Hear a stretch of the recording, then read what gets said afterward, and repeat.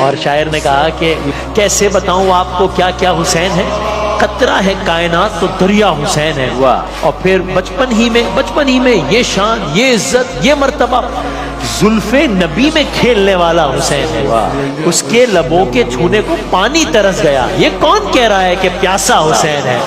تو امام قاسم تیار ہو کر کھڑے تھے جو امام حسن مجتبیٰ کے بیٹے تھے، 22 سال کی عمر تھی، جن کی سگائی سکینہ بنت حسین سے ہو چکی تھی۔ مولا حسین کے پاس آئے اور کہا چچا جان میرے عم محترم مجھے جانے کی اجازت دیں۔ امام حسین نے جی بھر کر دیکھا اور کہا میرے مرحوم بھائی کی ایک ہی تو نشانی تھے، تمہیں دیکھتا تو میرے برادر گرامی کی یاد آتی، تم جاؤ گے؟ امام قاسم نے کہا اے میرے چچا جان میں رسول اللہ کی امانت کو لے کر کے جا رہا ہوں۔ تو اب سیدنا عباس علمبردار، یہ امام حسین کے بڑے بھائی، چھوٹے بھائی جو حضرت علی کی دوسری بیوی سے ہیں، یہ آئے، خیمے میں تھے، بیویوں کی بچیوں کی حفاظت کر رہے تھے۔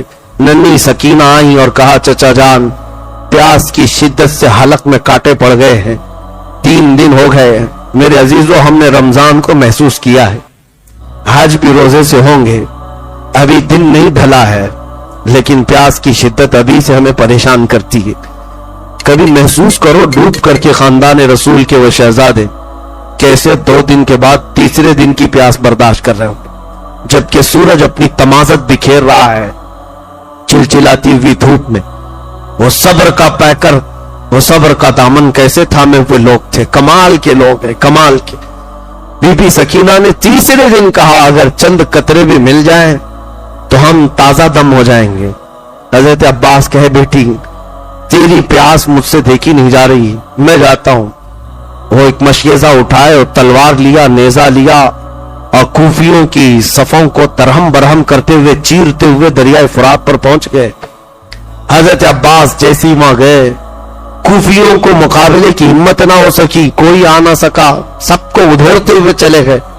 اور کیسے نہیں ہاشمی جوان ہے، جب مشکیزہ بھر لیا تو چلو بھر پانی اٹھایا دریائے فرات سے اور اٹھا کر پینے، کیونکہ خود بھی پیاسے تھے، 3 دن کی پیاس تھی۔ کہا پیٹ بھر کر پی لوں اور اس کے بعد یہ مشکیزہ لے جاؤں۔ جیسی قریب کیا دل گوارا نہ کیا، کہا خیمہ حسین میں بچے پیاسے ہیں اور میں یہاں پانی پی لوں؟ مولا حسین بھی پیاسے ہیں اور ان کی بچیاں پیاسی ہیں، عورتیں پیاسے ہیں۔ چلو میں جو پانی تھا پھینک دیا، مشکیزہ لے کر نکل پڑے۔ عمرو بن سعد نے اعلان کیا کہ اگر یہ عباس کے ہاتھ سے مشکیزہ خیمے تک پہنچ گیا تو لڑائی مشکل ہو جائے گی، یہ جنگ مشکل ہو جائے گی۔ 22,000 کے نامرد پھر بھی ڈرے ہوئے ہیں، یہ لڑائی بھاری پڑ جائے گی، اس مشکیزے کو جانے نہ دو۔ دھوکے سے ایک کوفی آیا اور پیچھے سے حضرت عباس کے کندھے پر تلوار سے ایسے وار کی کہ ان کا ہاتھ کٹ گیا۔ مشکیزہ گھیرا تو حضرت عباس دوسرے ہاتھ میں مشکیزہ ڈال لیتے ہیں اور تلوار بھی اسی ہاتھ سے چلاتے ہوئے صفوں کو چیرتے ہوئے آ رہے ہیں۔ خیمہ حسین نظر آ رہا ہے۔ کوفیوں نے پھر جتھے کے ساتھ حملہ کیا، ان کے دوسرے بازو کو کاٹ دیا۔ دونوں ہاتھ مونڈوں سے اگر کٹ جائے اور پانی کا بھرا ہوا مشکیزہ گھیرا ہو، ہمت تو ٹوٹ جانا چاہیے، لیکن اس عباس کی جرأت کو سلام، دانتوں میں مشکیزہ اٹھایا، منہ سے اٹھا لیا اور کہا کسی طرح یہ خیمہ حسین تک پہنچ جائے، ہاتھ گئے ہیں تو جانے دو۔ ان کو ہاتھوں کی پرواہ نہیں تھی، ہماری انگلی پر زخم ہو جائے تو ہم مرہم پٹی کے لیے بے قرار ہو جاتے۔ کٹ گئے بازو، لیکن مشکیزہ دانتوں میں اٹھا لیا۔ جانے لگے تو کوفیوں نے تیر مار مار کر کے مشکیزے کو پھوڑ دیا، اور مشکیزے کا پانی جب بہنے لگا تو عباس کی آنکھوں سے آنسو بہنے لگے۔ بڑی محنت سے سکینہ کے لیے پانی لایا تھا اور کہا کہ خیمہ حسین کی طرف جانے کی اب ہمت نہیں ہوتی۔ پوچھے گی بچی پھر سے کہ چچا پانی لائے، میں کیا کہہ سکتا ہوں؟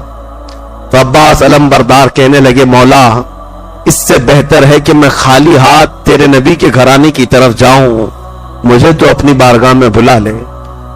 حضرت عباس علمبردار مشکیزہ پانی کا لانے کے لیے نکلے ہوئے تھے، کوفیوں کے جتھے نے ایسا گھیر لیا کہ ان کو نیزے مار مار کر کے زمین پر لٹایا اور ان کی گردن کو الگ کر دیا، شہید کر دیا۔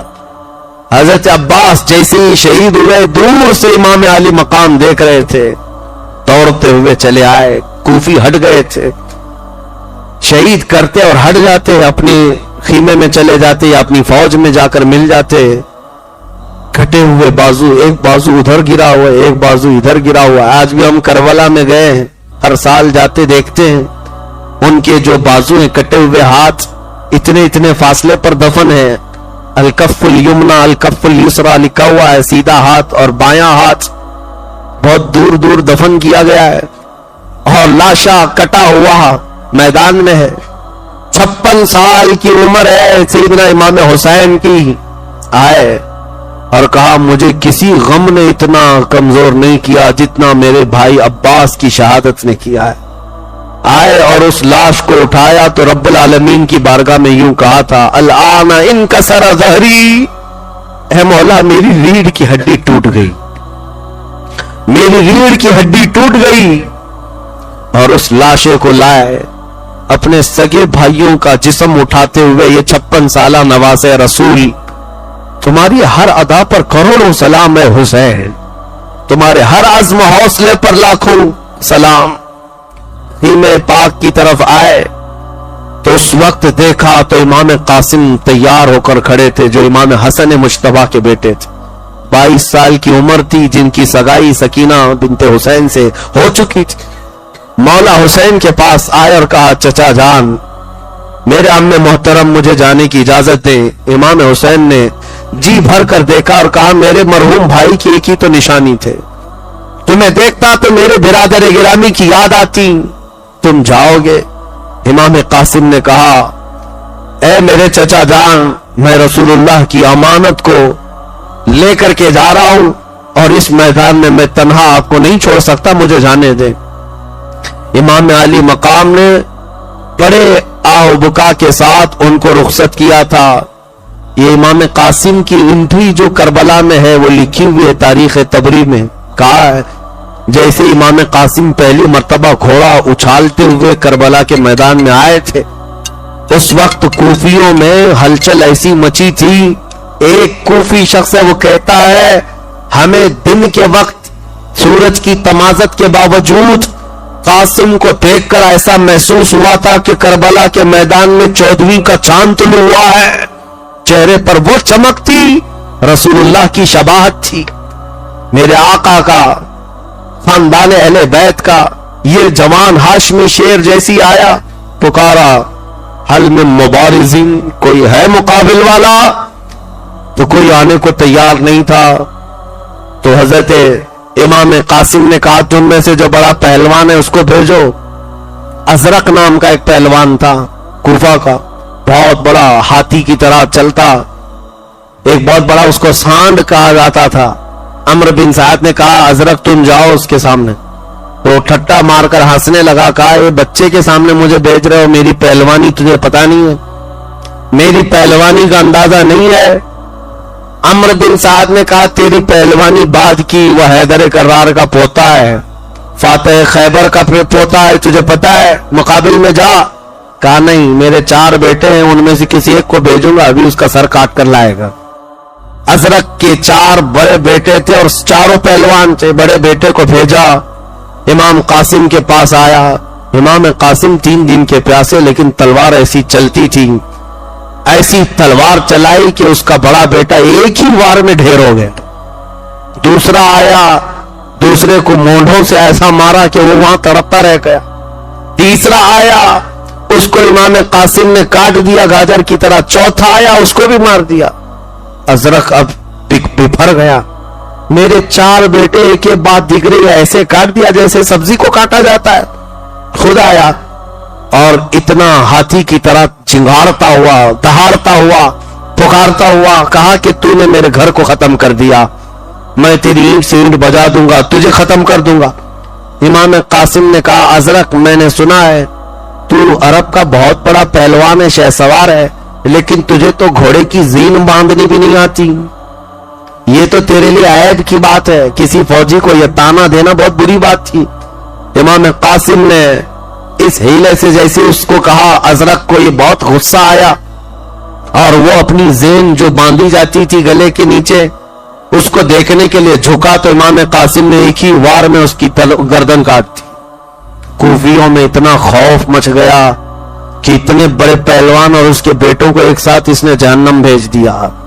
یہ ہاشمی جوان لڑتا رہا تو عمرو بن سعد نے پکار کر کہا، اس لڑکے کے مقابل میں اکیلے جاتے رہو گے، یہ شام تک پورے لوگوں کو کاٹ کر رکھ دے گا، لہذا اس پر حملہ کرو سارے لوگ تیروں سے۔ ہر جگہ سے لوگ مقابل میں آ گئے۔